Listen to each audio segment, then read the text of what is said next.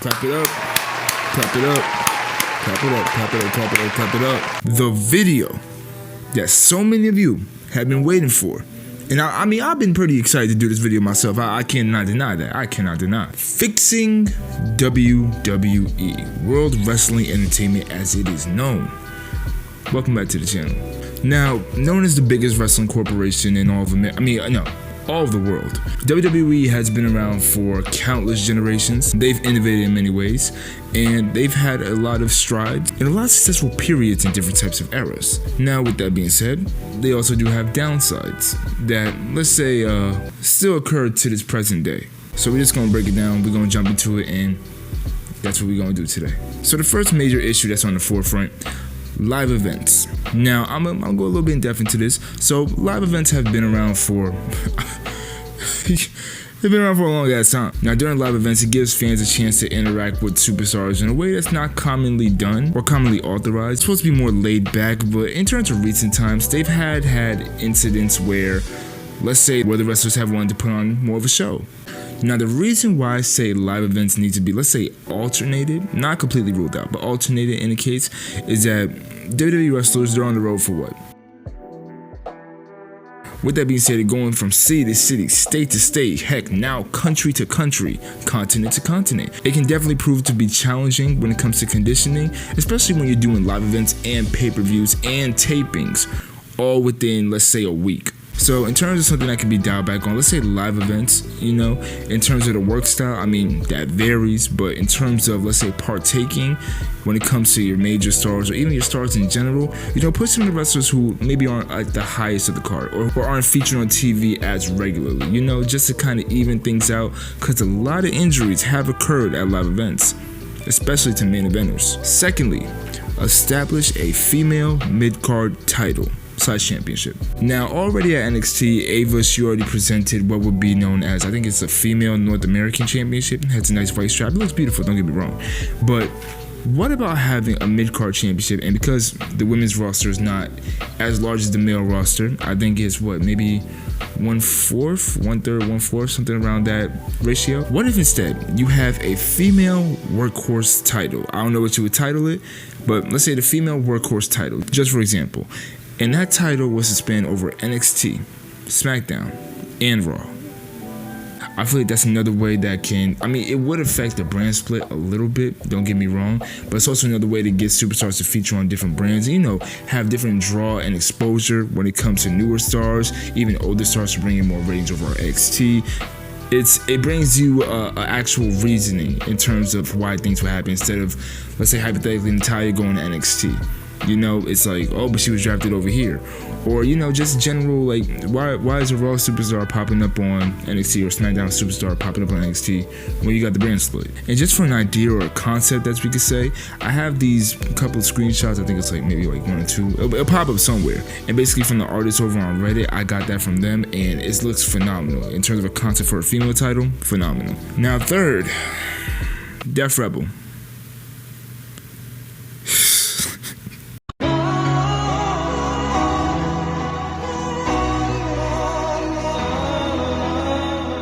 It's time to rehire Jim Johnson, bro. I'm gonna put it like that. Now, on a serious note, the most recent Def Rebel songs have not been, they haven't been great, have they?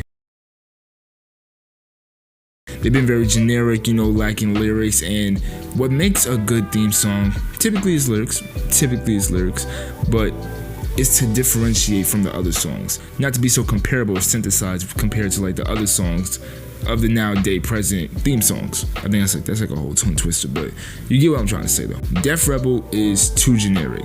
Now, previously when CFOs were around, they were a little bit of an uneven balance as well. Everything after Jim Johnson is kind of like an uneven balance, but Def Rebel is now more so on the decline.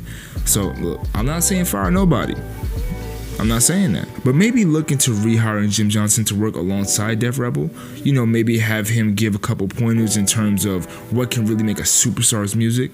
Or even at that, why not have Jim Johnson play a role in picking his successor when it comes to music selection, when it comes to composition? That would be logical. I will give Def Rebel this credit. Granted, this was about 4 years ago, right? But I will give him this credit, right? The Head of the Table theme song, chef's kiss. Chef's Kiss. And then the CFOs, they had on the Canal song, the True Love song. Oh, amazing. So, you know what, for the sake of it, I'll even, if you're interested, I'll do a theme song video where I kind of rank my top 10 favorite theme songs across all wrestling brands. We're not just going to say just WWE, we're going to say all wrestling brands. And my final criticism, which I've been vocal about on Twitter during WrestleMania, but my main criticism would be celebrity appearances. Sexy Red, IShowSpeed, Meek Mill. Get up! You got this shit! Get up! Get out the way! Get a knock Rock out. Get up, Rock. You have the option and opportunity to choose a wide variety of celebrities to appear on your show. You know, when it comes to broadcasting, when it comes to bringing in new viewership, I completely understand it. It's all a business tactic. What makes you think it's a great idea to bring in Sexy Red? Sexy Red, no joke here. Sexy Red is legitimately the worst individual in terms of celebrity that you can bring in to be featured on your show that is going to be watched by kids. You know, because WWE, let's be honest, it's still kid friendly. Who are more than likely gonna go over to her profile or whatever and find out about her. And we know she's not child friendly. Heck, she's not even. This is nasty. And in terms of IShowSpeed, I can somewhat understand it because his audience is predominantly children, and he has a large audience at that. So I can understand the draw and wanting to bring him in to, attract that audience. But 2 weeks before WrestleMania, he was being humped and humping a robotic dog on his stream. What the fuck? In terms of Meek Mill, I mean, that's the victim of the diddler, bro. I don't know what to tell you. So those are my main, let's say, issues with WWE in terms of how they're currently orchestrating things and how they're going about, I guess, carrying themselves. That's what I really feel is problematic and needs immediate fixing, immediate rectifying, especially from celebrity appearances. Y'all could have brought in y'all could have brought in the great one at that, bro. You could have brought in BDE. I mean, you could have brought in you could have brought in Jay Paul. I mean, damn. I mean, golly. Have some wrestling YouTubers make some cameos. That would have been a nice thing. Bring me in. I'm here. I mean, I'm on the come up, but I'm here. And aside from that, I mean, giving props. I mean, it's WWE, bro. They're literally the mecca of wrestling. It's what do you want me to say? What do you want me to say? In terms of revenue, in terms of the way they have their camera worked, which is amazing. It got even better at that.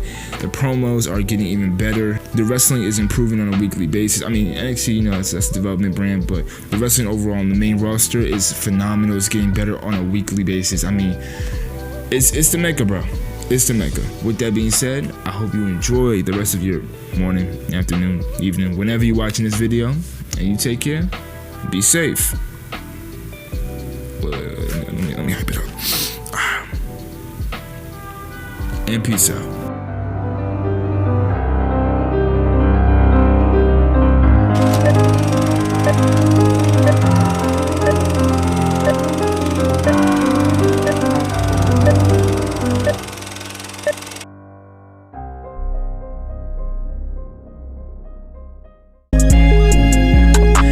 Awesome. It ain't capping the slightest. She take oxygen to be like I'm Midas. When we walk in the room, we the brightest. Different topics, but I'm steady vibing. In the mud, but I better stay striving. With the family, I'll always be thriving. Creepy steps, but I cannot quit climbing. Know your circle before.